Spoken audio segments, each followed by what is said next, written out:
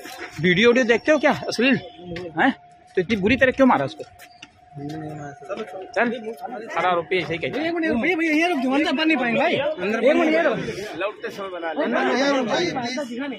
जिसे आपने अभी सुना वो दरअसल एक रेपिस्ट है। इसने एक 12 साल की लड़की का रेप किया।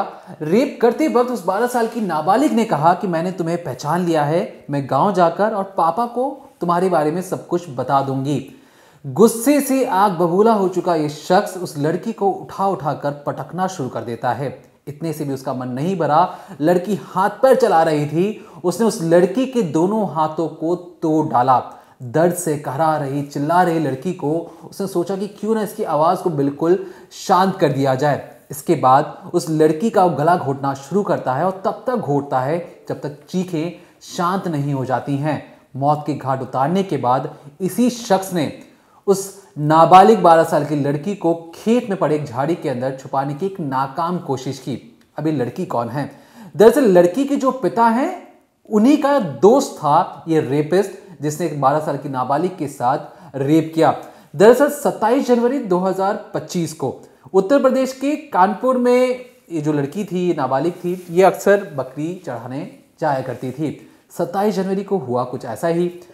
बकरी चढ़ाते चढ़ाते वो बहुत आगे निकल चुकी थी, लेकिन जब बकरी चढ़ाकर वो अक्सर बकरियों को वापस शाम के वक्त अब घर ले आती, उसी में से एक बकरी कम हो गई थी। अब बकरी कम हुई तो बेटी को लगा कि क्या घर पे किसी को पता ना चले, घर पे कोई डांटे ना, तो घर वालों की सहमति से बातचीत करके उसने कहा कि मैं एक बकरी को ढूंढ के लेके आती हूं। अब इसके बाद उस बकरी को ढूंढने के लिए वो निकल पड़ती है। बकरी को ढूंढने के लिए निकल पड़ती है। यहां पर ये जो हैवान और शैतान था, जो उसी के पिता का दोस्त था या कहें बेस्ट फ्रेंड था, वो देखता है कि जो बेटी है ये तो निकल चुकी है आगे, तो इसने इसका पीछा किया। अब खुद मैं आपको उसकी जुबानी सुनाता हूं, उसने जो पुलिस को क्या चीजें बताई हैं। उसने कहा कि लड़की जब बकरी ढूंढने जा रही थी तब मेरी उस पर नीयत खराब हो गई। मैंने उसको पीछे से जाकर पकड़ लिया और कहा चलो तुम्हारी बकरी ढूंढने में मैं तुम्हारी मदद करता हूं। फिर कुछ दूर आगे ले जाने के बाद जब उसने सुनिश्चित कर लिया कि जो उसका घर था उससे बहुत दूर आ चुकी है लड़की और ये खुद, तो उसने सोचा कि जब आसपास सुनसान इलाका है, रात का वक्त है, सुनसान है, किसी को आवाज नहीं जाएगी, यहां पर जाकर उस शख्स की नीयत खराब होती है और सोचता है कि क्यों ना मैं इस लड़की के साथ गलत हरकत करूं। ये सारी बातें उसने पुलिस को बताई हैं। लेकिन जब वो अपनी गलत नीयत से उस लड़की पर रेप कर रहा था, उस लड़की के साथ गंदी हरकतें कर रहा था, लड़की ने कहा कि मैं तुम्हें पहचान गई हूं, इसके बारे में मैं गांव में जाके बताऊंगी, मैं पापा को बताऊंगी कि तुमने मेरे साथ किस तरीके से हरकत की है, तुमने मेरे साथ गलत काम किया है, ये बिल्कुल बर्दाश्त नहीं करोगे और तुम बहुत गंदे इंसान हो। लड़की जब ये सारी चीजें बोल रही थी, रेपिस्ट को लगा कि अगर ये उसे जिंदा छोड़ देगा तो कल को जाकर या अभी इसी वक्त गांव जाकर सबको हर एक बात बता देगी। उसके बाद जो उसकी साख थी, जो उसकी इज्जत थी, वो मिट्टी में मिल जाएगी। इस बात से वो डरने के बाद उसने सोचा कि क्यों ना मैं इस लड़की को ही अगर रास्ते से हटा दूं तो किसी को भनक नहीं लगेगी कि लड़की कहां गई है, क्या हुआ है, इसके बारे में कोई जानकारी नहीं मिलेगी। खुद इस रेपिस्ट का कहना है कि रेप करने के बाद उसने उस लड़की को, उस मासूम को उठा उठाकर इतना पटका कि जब तक उससे लगा कि उठा के पटकने से शायद वो बेहोश हो जाएगी, फिर वो उसे मार डालेगा। लेकिन बार बार उठा उठाकर पटकने के बावजूद लड़की ने हिम्मत नहीं हारी थी। वो हाथ पैर चला रही थी, भागने की कोशिश कर रही थी इस हैवान से, इस शैतान से, लेकिन वो उसके चुंगल से नहीं निकल पाई। यहां पर जो रेपिस्ट था उसे लगा कि उसके साथ ये जो लड़की अगर इसके चुंगल से बाहर भाग गई और इसी तरीके से अगर वो हाथ पैर चलाती रही तो उसके चुंगल से भाग जाएगी। गुस्सा इतना ज्यादा था, शैतान जो इसकी शैतानी खोपड़ी में हैवानियत इतनी ज्यादा भर गई थी, इसने उस लड़की के दोनों हाथों को तोड़ डाला ताकि वो अपने हाथ ना चला पाए। इधर पटकने की वजह से उसे कई चोटें आ चुकी थी, वो दर्द से कराह रही थी। अब जब हाथें भी टूट गई तो हाथ टूटने के बाद उसकी चीखें और ज्यादा बढ़ गई थी। उसे लगा कि आसपास तो कोई है नहीं, सुनसान इलाका है, लेकिन उसकी जो चीखें हैं हो सकता है कोई सुन ले। इसके बाद वो रेपिस्ट उस नाबालिग लड़की के का जो गला था उसे दबाना शुरू करता है और तब तक दबाता है जब तक उसकी चीखें बिल्कुल शांत नहीं हो जाती हैं। जब चीखें शांत हो जाती है, जब वो सुनिश्चित कर लेता है कि वो अब सांस नहीं ले रही, उसकी सांसें थम चुकी हैं, उस लाश को उठाकर वो खेत में एक झाड़ियों में उसने जाकर छुपा दिया और वापस अपने घर की ओर निकल पड़ा। इसके बाद उसने घर पे ना किसी को बताया। यहाँ पर घर वाले परेशान कि बेटी तू बकरी ढूंढने निकली थी, वो अब तक वापस क्यों नहीं आई। वापस नहीं आने की वजह से अपने अपने स्तर पर जो पूरे परिवार ने ढूंढने की कोशिश की, लेकिन लड़की का कोई अता पता नहीं था। खुद ये जो शख्स था इसने भी उस परिवार की मदद की लड़की ढूंढने में, लेकिन जिस तरीके से जब पुलिस मौका वारदात पर आती है, पुलिस को जब चीज़ें पता लगती है, पुलिस लाश को बरामद करती है, पता लगता है कि झाड़ियों में एक लड़की की लाश मिली है। लाश पर कुछ खून के निशान हैं। इस खून के निशान को सैंपलिंग के लिए लिया जाता है, फॉरेंसिक के लिए भेजा जाता है, लेकिन इस पुलिस पूरे छानबीन में कोई ऐसा सिरा नहीं मिल रहा था, कोई ऐसा सुराग नहीं मिल रहा था जिससे पता लगाया जाए कि ये जो शख्स है किसने इसकी हत्या की, क्या इसके पीछे कोई और मकसद था। लेकिन पुलिस को सिर्फ लड़की की बॉडी के ऊपर से जो फौरन खून के धब्बे थे, ये सारी चीज़ें मिली थी। इसके बाद पुलिस इस शख्स पर शक जाहिर करती है और पता लगाने की कोशिश करती है कि क्या उदय भान ही कहीं वो शख्स तो नहीं है। क्योंकि उदय भान की जो हरकतें थी वो बिल्कुल इस तरीके से हाइपर हो जाना, बचने की कोशिश करना। तो उदय भान से जब पुलिस ने पूछताछ की तो उसने आनाकानी करना शुरू किया। उसकी बातें गोलमोल थी। जब उससे पूछा गया कि तो उस रात कहाँ पर थे, उसने एक अलग कहानी बताई। उसके परिवार में कुछ लोगों ने अलग कहानी बताई और हर किसी ने कहा कि उस रोज़ उस जहाँ पर लड़की बकरी ढूंढने गई थी, उदय भान भी उसी जगह पर मौजूद था। कई लोगों ने देखने का दावा भी किया, लेकिन इससे यह साबित नहीं होता कि उदय भान ने ही लड़की का रेप कर मर्डर किया है। लेकिन पुलिस फिर इसमें जो फॉरेंसिक की जो बेंजामिन टेस्ट है उसके बारे में चीजें निकालती। मैं आपको बताऊंगा बेंजामिन टेस्ट होता क्या है। दरअसल बेंजामिन टेस्ट में जो जिस पर शक होता है उसके खून के सैंपल को लिया जाता है। उसके जो शर्ट्स में कहीं भी जो बाल हो या कुछ भी जैसे डीएनए से जिससे मिल सके उनको कलेक्ट किया जाता है।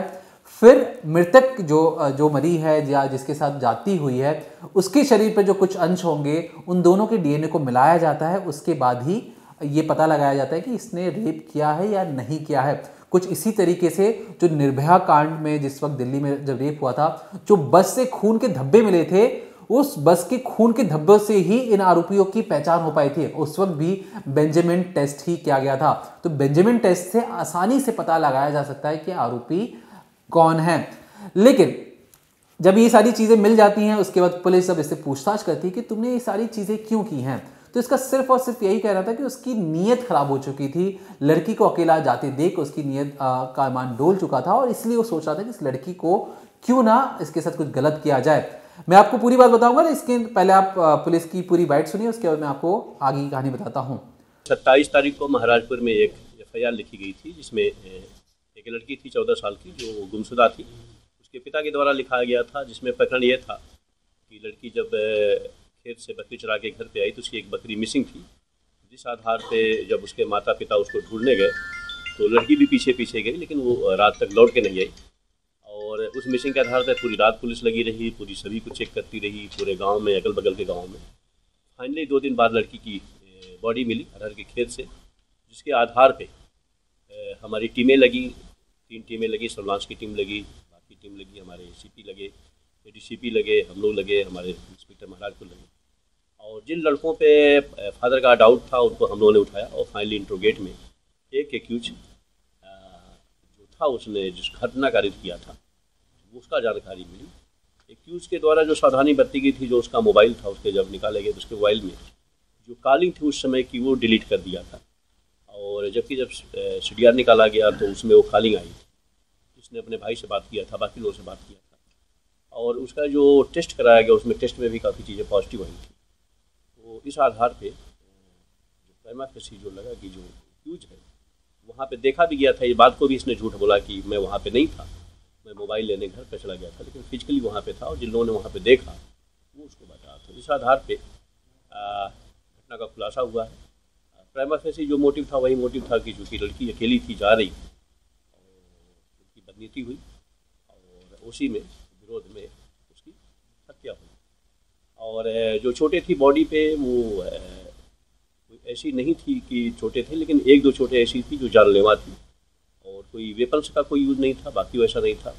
नीलगू के निशान थे, लेकिन जब इन पे रेसिस्ट किया बच्ची ने तो उसके हाथ की कलाई भी टूट गई थी, गर्दन पे भी चोट आई थी। जिससे उसकी जान चली गई। सर, इस घटना में कितने लोग और इन्वॉल्व हो सकते हैं आपका? प्राइमा फेसी अभी एक की जानकारी थी जो वहाँ पे देखा गया था। हम लोग और हमारी टीमें लगी हुई थी, क्योंकि ये वहाँ पे देखा गया था और जिन लोगों के साथ ये बैठा था, जो लोग वहाँ पे थे, उन्होंने इस बात को कंफर्म किया कि जिस समय लड़की निकली थी वहाँ पे था। और इसने जो अपने मोबाइल की कॉल डिटेल डिलीट करी, शायद हम बच जाएंगे, लेकिन वो जब डिटेल उसका आया तो कारण पूछा गया तो उसको नहीं बता पाया। तो प्राइमा फेसी ये घटना था। पुलिस के द्वारा वर्कआउट किया गया है, चकेरी पुलिस के द्वारा। हमारे डीसीपी मनोज हैं और सीपी रहे हैं, तो अच्छा पुलिस का कार्य हुआ है।